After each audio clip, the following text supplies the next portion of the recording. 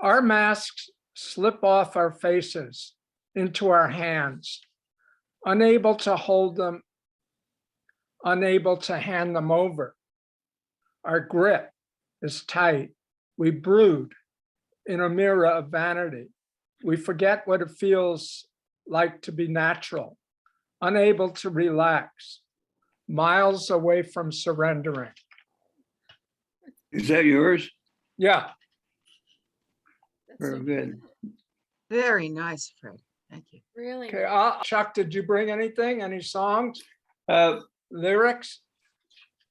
no, I just I was complaining about not being able to find my poetry books, and my wife brought out Mary Oliver, Oh, yes. 1,000 Mornings, and it's I like her a lot, and I do know her poetry a bit. Anyway, Bob Dylan too. Quote, anything worth thinking about is worth singing about, Dylan. Which is why we are here. Songs of praise, songs of love, songs of sorrow, songs to the gods who have so many names. Songs the shepherds sing on the lonely mountains while the sheep are honoring the grass by eating it. The dance songs of the bees, and to tell where the flowers suddenly in the morning light have opened. A chorus of many shouting in heaven, or at it, or pleading. On that greatest of all love affairs, a violin and a human body. And a composer, maybe hundreds of years old. I think of Schubert scribbling on a cafe napkin. Thank you,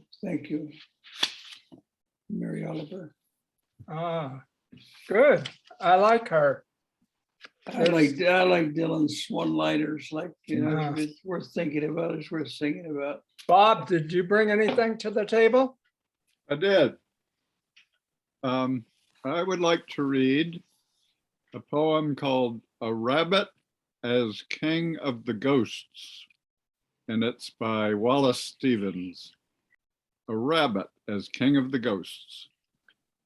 The difficulty to think at the end of day, when the shapeless shadow covers the sun, and nothing is left except light on your fur.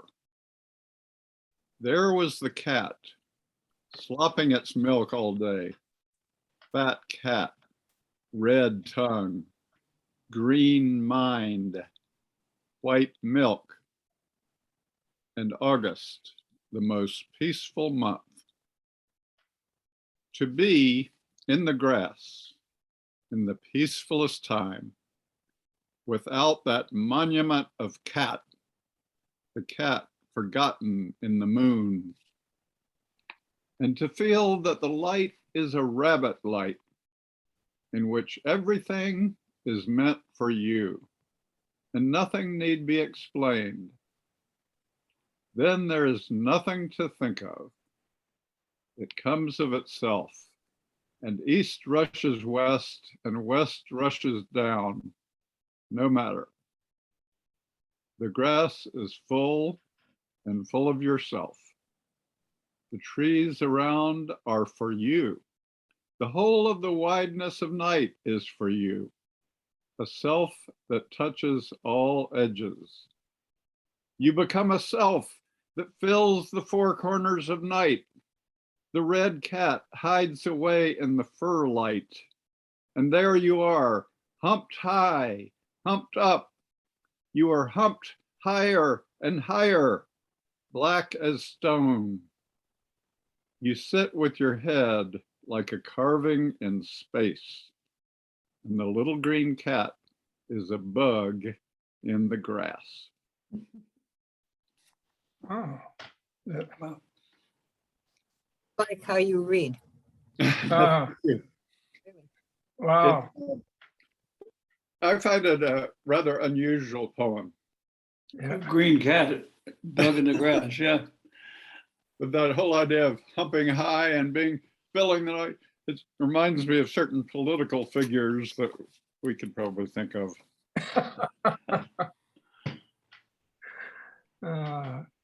Carol, This is my haiku day. I got out my haiku book that I bought a long time ago, and it's the good old guys, Basho and all of those guys from the 1600s.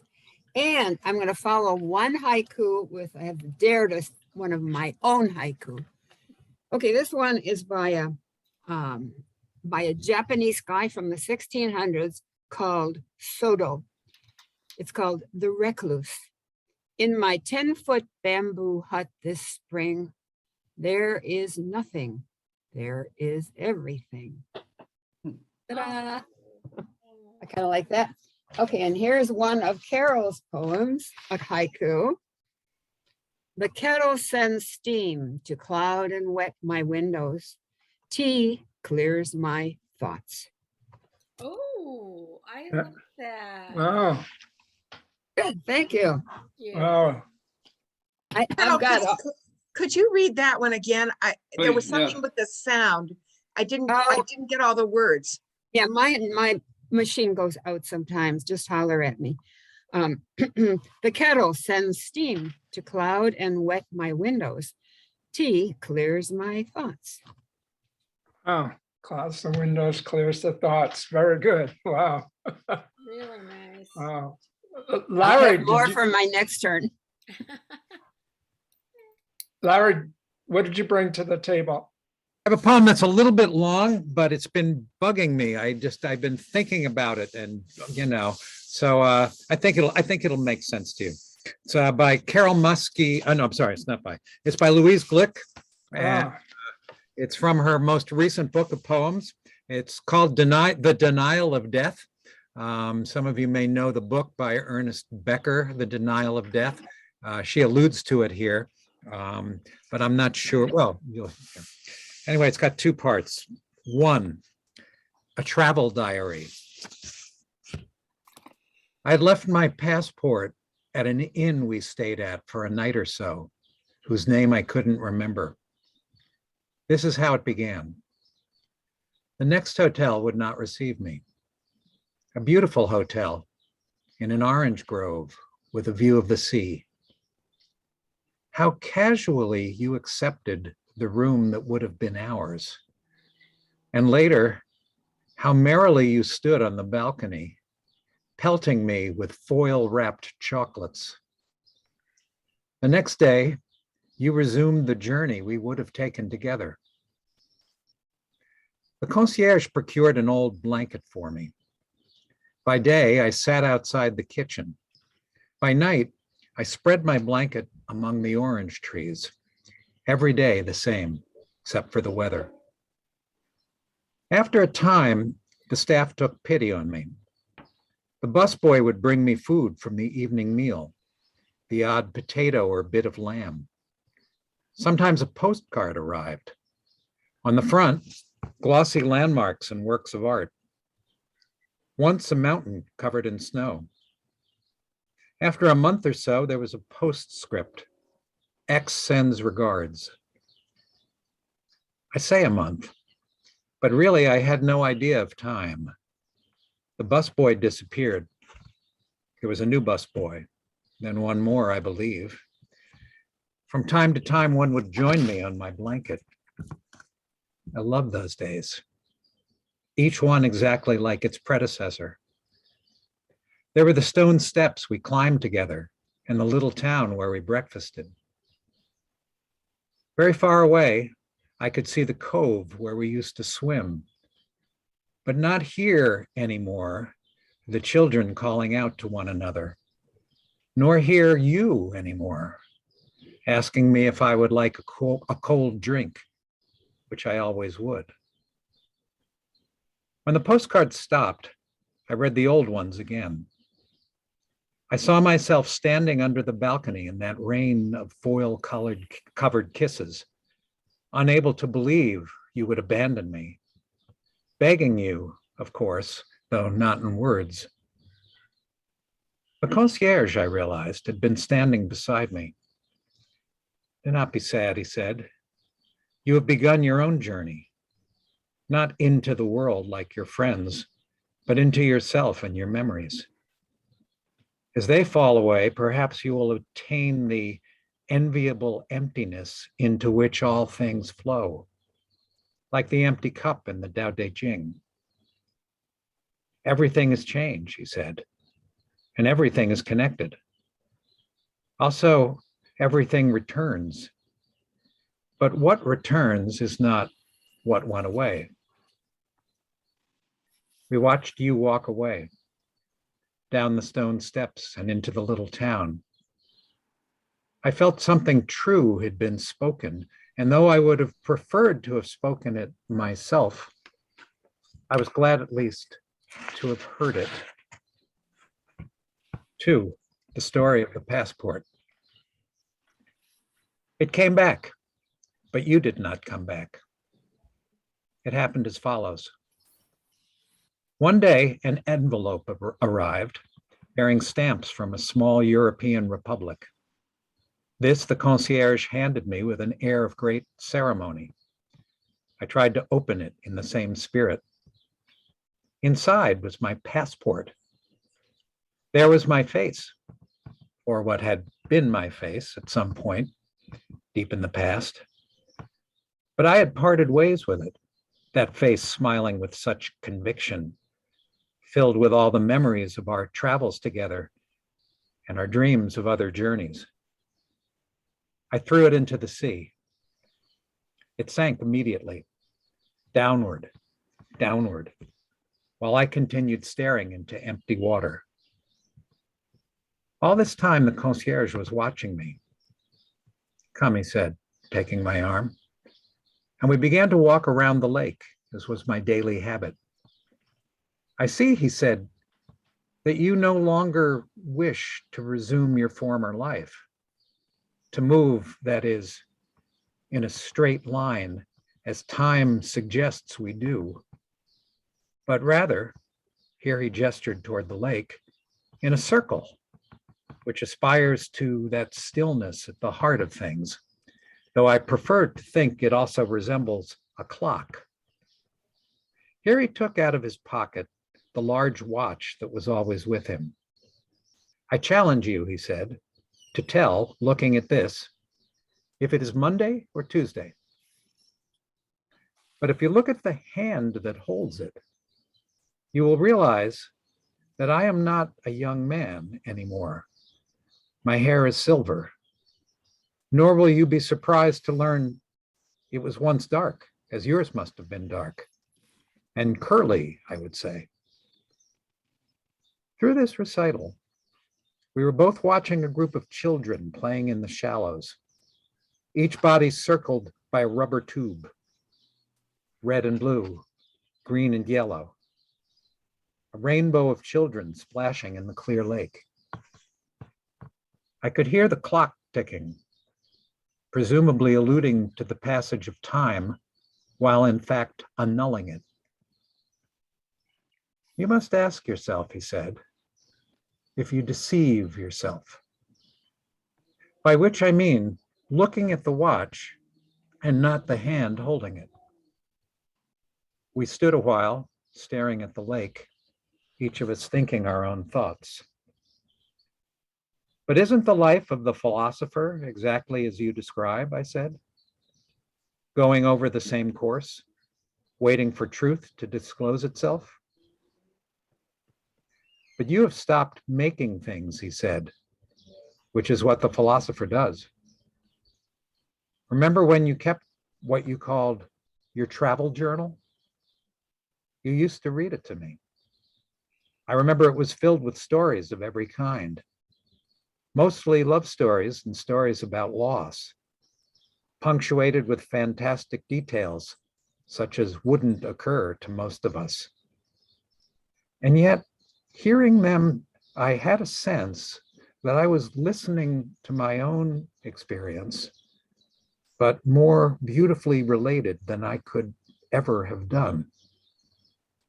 I felt you were talking to me or about me, though I never left your side. what was it called? A travel diary, I think you said. Though I often called it The Denial of Death after Ernest Becker. And you had an odd name for me, I remember. Concierge, I said. Concierge is what I called you. And before that, you, which is, I believe, a convention in fiction. Oh, Ask how that is written on the page. Is what? How is it written on the page? Is it in poetry sections? Yes, yes, those are, I tried to keep the lines, the way they are.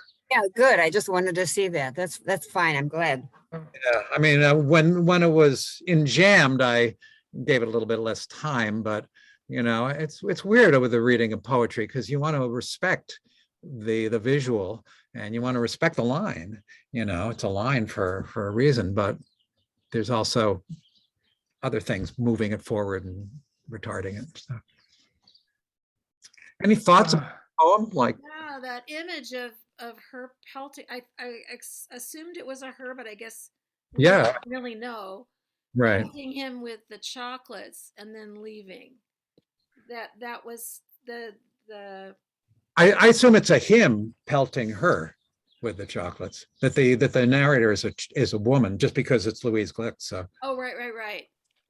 Somewhere along the line, it sounded as if the narrator, I somehow got the impression the narrator was a man Me too. Yeah. at some point, even though I'd been thinking it would be the woman. ah, But Louise often, she doesn't always write strictly about herself, and she creates other narrators. So I'm not sure, but right. And that process, I think, the whole question about you and taking an interior journey suggests that the self is not just frozen. That it's right. For those who don't know, Larry and I have talked about Louise Gluck. Larry's has known her poetry for a long time. I'm much more recent comer to it, but she won the Nobel Prize for Literature. Wow. She's either the most recent or the next most recent recipient. I don't know if anyone. It was back because that guy from Tanzania won this year, but yeah. Okay. So last year, and Larry knew her sister. Yeah. So Louise grew up in my community on Long Island in New York, and went to my high school and stuff. So. Oh, wow. wow. Amazing poet, but Wow. as with her other poems, they're very strange, and you want to reread them and figure it out. But even on first reading, it's very arresting to hear. I'm fascinated by passports. When I was about 18 or 19, I saw the Living Theater's Apocalypse Now, and I think that's what it's called. And no, maybe not. Anyway, whatever it was.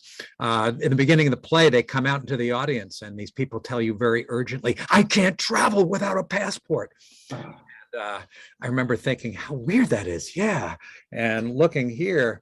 Thinking about it, like the picture in the passport, so often doesn't seem to represent us, even though they're kind of resumed. I guess we renew them every 10 years, and got me thinking about Social Security and how you get this Social Security card when you're a baby or whatever, and you lose it, and then it's like a number that sticks to you, and it's just like I don't know. It's such a bizarre thing that labeled at birth with this number and more enduring identity than any other part of you, really.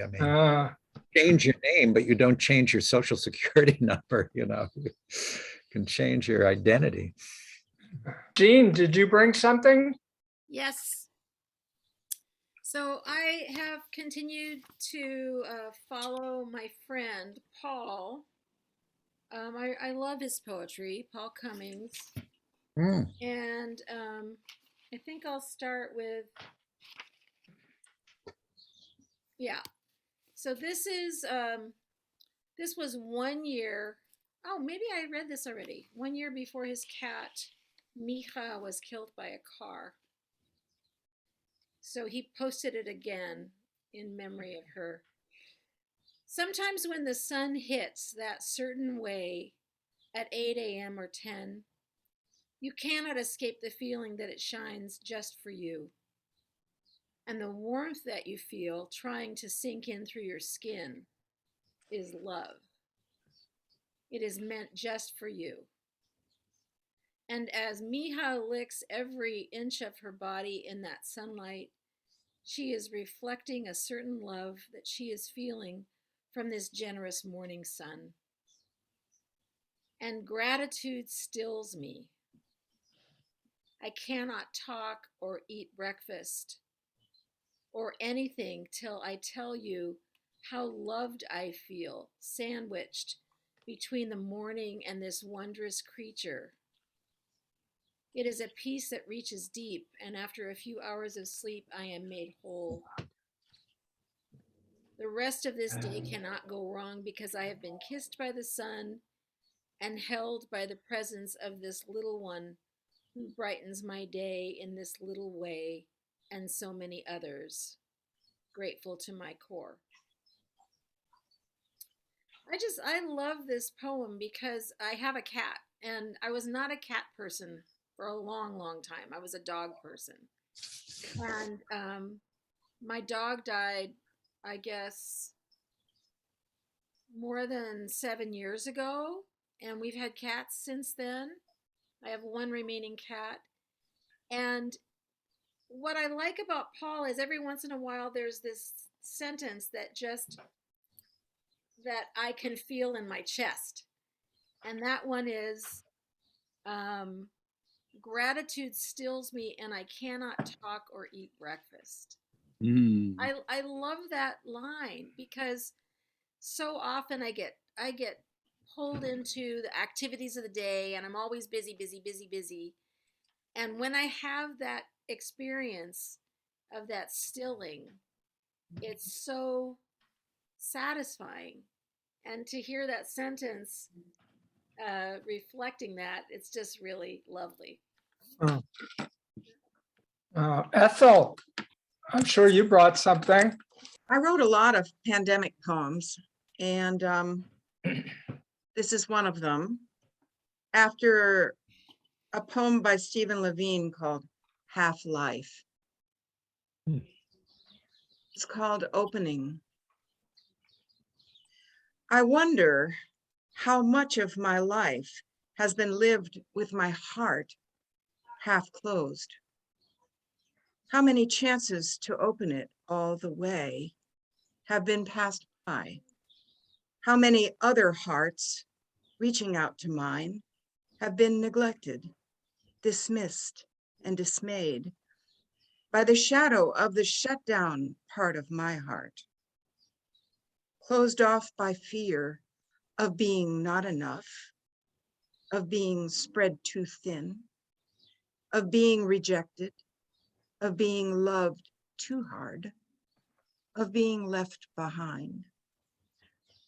I wonder if my weathered heart is strong enough now to let go of fear, to let go of caution, to let down the armor, to open the door, to awaken to the wonder of a heart wide open, welcoming all who knock, seeing all who beg to be seen, singing its song to any and all who will listen, and hearing the clear, bright bell of nothing to hide, nothing to fear, nothing to need but love. Ah, wow, Thanks. Great. I like that. I like that. Thank you. By the way, that's my 18-year-old cat asleep over there, snoring, but I bet you can't hear him quite. Anyway, Linda, did you bring something? Again, To Be of Use by Marge Piercy. thank you. The people I love the best jump into work head first without dallying in the shallows and swim off with sure strokes almost out of sight. They seem to become natives of that element. The black sleek heads of seals bouncing like half-submerged balls. I love people who harness themselves, an ox to a heavy cart, who pull like water buffalo with massive patience, who strain in the mud and the muck to move things forward, who do what has to be done again and again. I want to be with people who submerge in the task, who go into the fields to harvest and work in a row and pass the bags along, who are not parlor generals and field deserters, but move in a common rhythm when the food must come in or the fire be put out. The work of the world is common as mud. Botched, it smears the hands, crumbles to dust. But the thing worth doing well done has a shape that satisfies, clean and evident. Greek amphoras for wine or oil, Hopi vases that held corn, are put in museums, but you know they were made to be used. The pitcher cries for water to carry, and a person for work that is real. Wow. Wow. When in doubt, Marge Piercy. I saw her give a reading in Boston years ago when her famous book, The Moon is Always Female. So that's when I really got into her poetry, and I used her poetry as part of a poetry study at Goddard when I was going to college, my last years of college. She's fabulous. Great. This is a short one. Reputation stung, branded by others. So much data to uncover, so much digging to do, clearing away the debris that blocks my path. Energy well spent. Fred, did you notice that Claudia has joined us?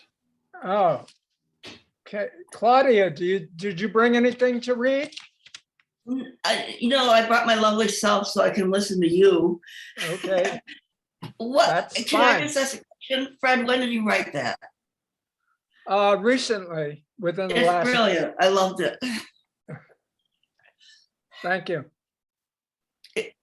Okay, Chuck, do you have any more of Mary Oliver or anybody? Do you want to read again? No, this is by Chuck. You're gonna what, she said? Gonna write a poem, I replied, my first. But you're 84 years old. Better get started, I said. Ah, Perfect. I don't know if that's a poem, it just no, came to that's me. a poem. Good. Yes, Good, good. yes. Very Oh, wow. Bob, you're up next. Okay. I'm in the mood to read something very peaceful this time. And it's called The Lake Isle of Innisfree by William Butler Yeats. Oh, yeah. The Lake Isle of Innisfree. I will arise and go now, and go to Innisfree, and a small cabin build there, of clay and wattles made. 9 bean rows will I have there, a hive for the honeybee, and live alone in the bee-loud glade. and I shall have some peace there, for peace comes dropping slow, dropping from the vales of the morning to where the cricket sings. There midnight's all a glimmer, and noon a purple glow, and evening full of the linnet's wings. And I will arise and go now, for always, night and day, I hear lake water lapping with low sounds by the shore, while I stand on the roadway or on the pavement's gray. I hear it in the deep heart's core. Mm. I love that phrase, the be loud glade. I remember that from when I read it in college. Yeah, yeah, And you just hear the being surrounded by buzzing. It's just gorgeous. yeah, I like that too. My shoulders went down about a half inch. Relaxed. Yeah. But I feel like it connects to Fred's poem. Oh. Larry, what else do you have? Do you have something else? I have something much shorter, yes. Okay. Three Stanzas by D.H. Lawrence. Yeah. It's a poem called Piano. Yeah, we forget he's a poet also sometimes. Softly in the dusk, a woman is singing to me, taking me back down the vista of years till I see a child sitting under the piano in the boom of the tingling strings and pressing the small poised feet of a mother who smiles as she sings. In spite of myself, the insidious mastery of song betrays me back till a heart of me weeps to belong to the old Sunday evenings at home with winter outside and hymns in the cozy parlor, the tinkling piano, our guide. So now it is vain for the singer to burst into clamor with the great black piano appassionato. The glamour of childish days is upon me. My manhood is cast down in the flood of remembrance. I weep like a child for the past. Oh, Pretty. oh.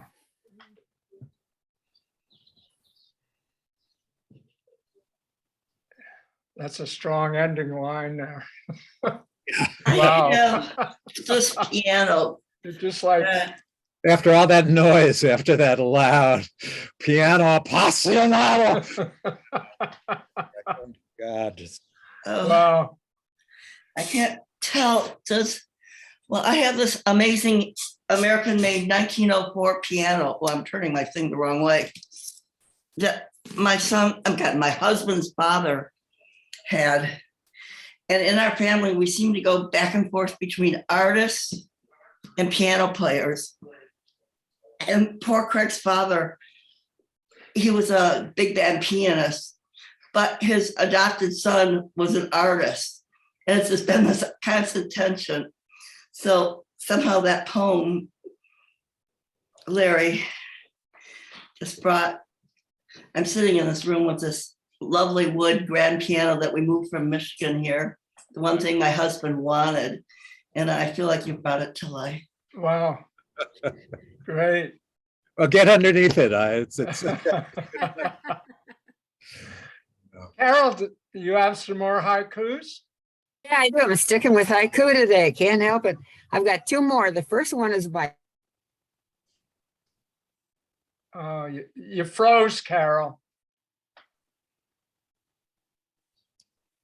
Did I cut out? Can you hear me? Yeah, could you start again? Oh, yeah. I'm saying I'm doing more haiku because it's today, haiku day. The first one is by a guy named Basho, and he's kind of everybody thinks of him as numero uno almost. He wrote in the 1600s. This first one is called In a Temple Garden. The old green pond is silent. Hear the hop of a frog plumbs the evening stillness. Plop. Ah, A little surprise there. And the second one is by yours truly. And it goes like this. Mosquitoes whining, asking, begging for heaven. I'm happy to help.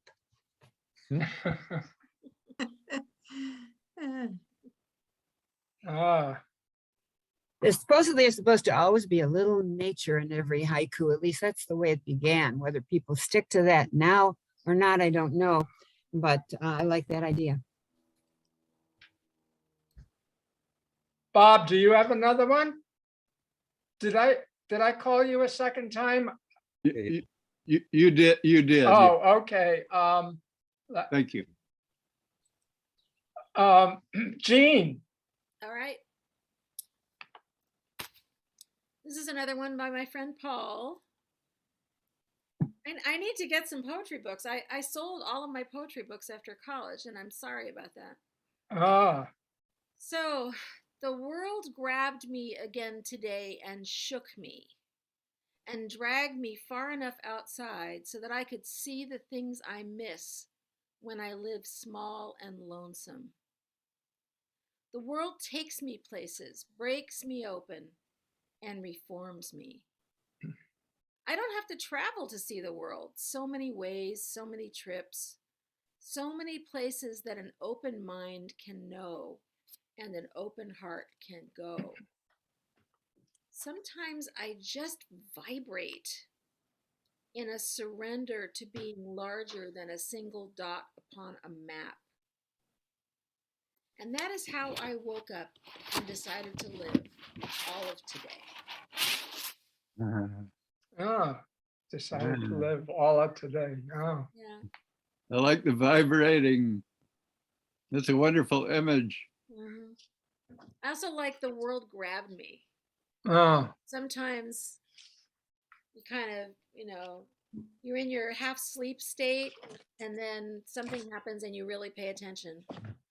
And that you don't have to travel. Mm-hmm. I mean, traveling is a good idea, but you can be open or closed home with an open or closed heart, and grabbed or not. Yeah. Actually, being grabbed is kind of a cool idea It is. at home. oh. Linda, you have another one?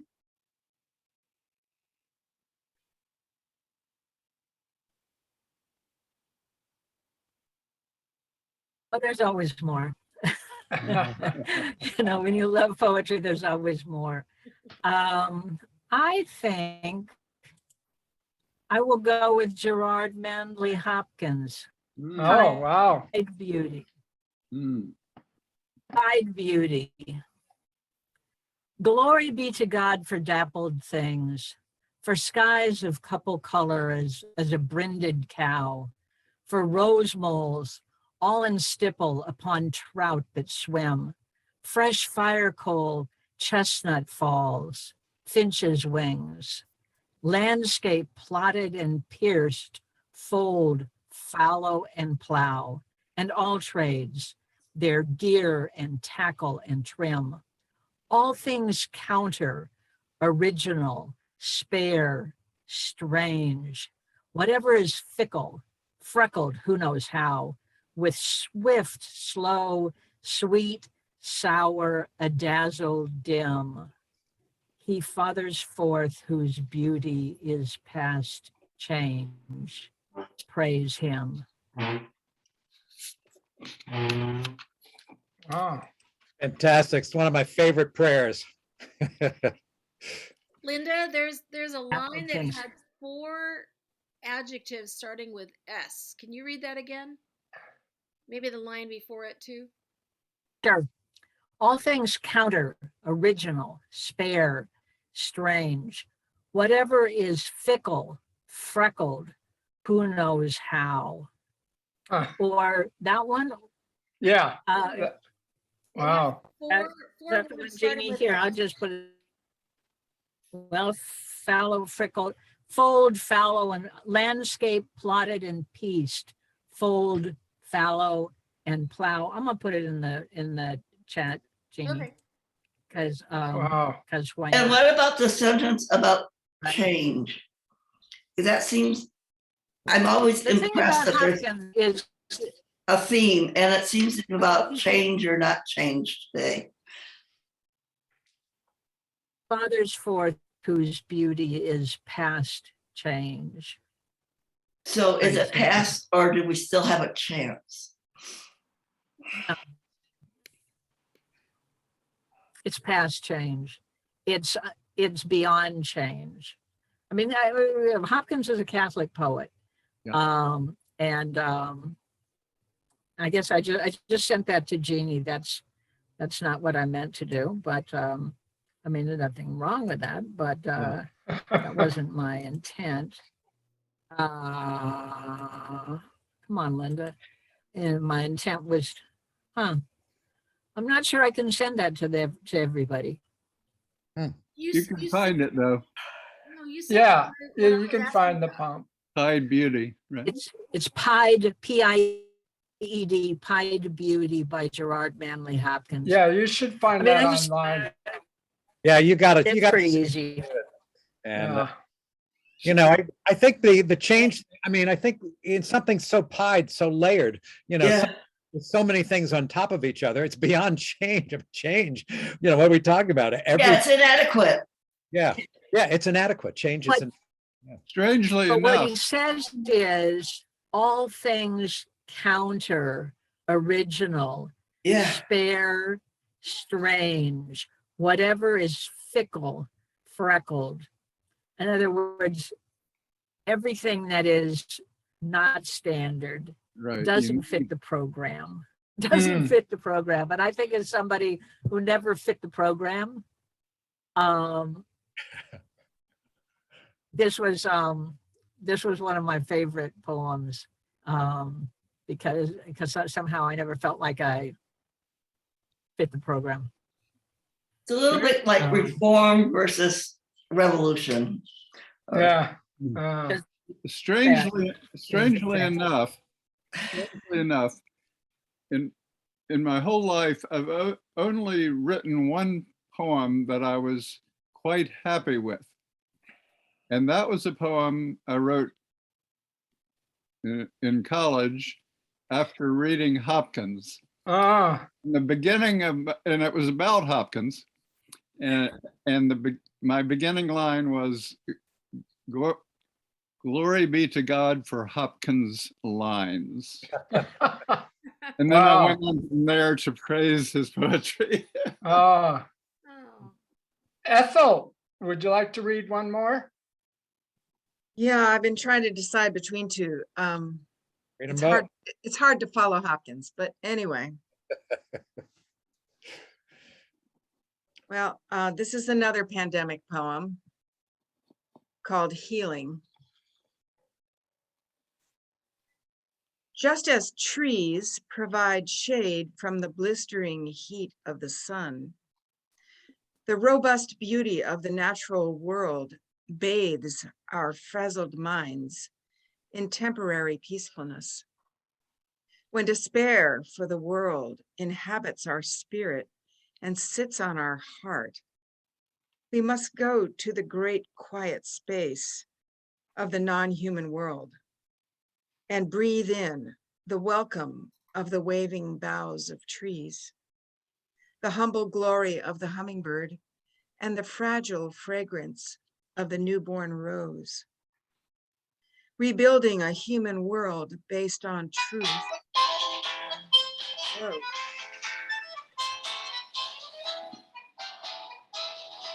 I don't know where that's coming from. Chuck, you got to put yourself on Okay, mute. okay, where was it? Sorry. Start again. I'll just start that part again. Rebuilding a human world based on truth will take the courage of the squirrel, the determined hard work of the bee, and the patience of the woodpecker.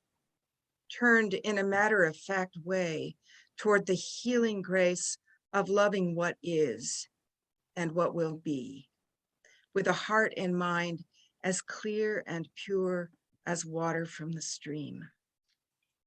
Oh, that's healing. Definitely. Wow. Wonderful. I'm so happy to be here. Thanks, guys. Yeah, oh, such richness. Thank you. Wow. That's hard to follow. You can do it. I have one more new Ending. one. My passport taken away, stranded in a foreign land, unable to speak the language. Any direction I move in feels like a mistake. Destination forgotten. Unable to navigate through this jumbled territory. No energy to place one foot in front of the other. Feels like I'm dissolving into my surroundings. The landscape chews me up and spits me out. The natural world is sending out a search and rescue team.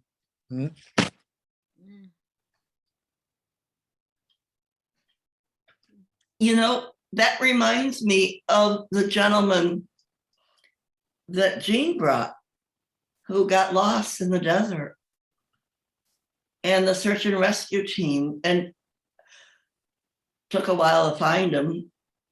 Anyway, it just reminds me of it. It harkens back to that.